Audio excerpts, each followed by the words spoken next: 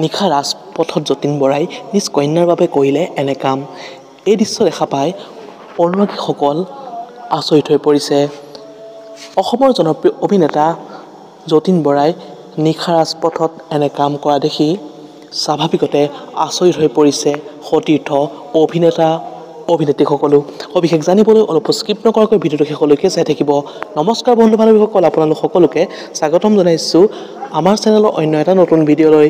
তেন্তে আহক আজি ভিডিঅ'টো আৰম্ভ কৰোঁ।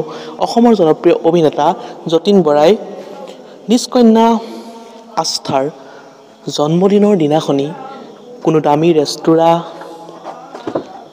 পাৰ্টি নকৰি পাৰ্টি কৰিলে নিশা ৰাজপথত।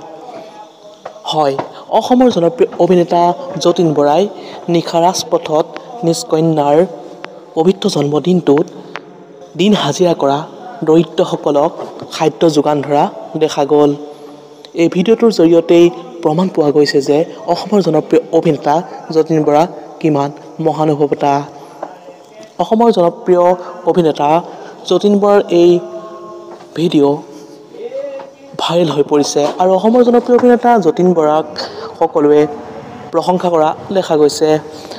সকলোৱে কমেণ্টত যতীন বৰাৰ মহানুভৱতাক প্ৰশংসা কৰিছে আৰু সকলোৱে যতীন বৰাৰ অনাগত দিন, উজ্জ্বল ভৱিষ্যত আৰু লগতে জনপ্ৰিয় অভিনেতা যতীন বৰাৰ কন্যা আস্থালৈও জন্মদিনৰ শুভেচ্ছা জ্ঞাপন কৰিছে।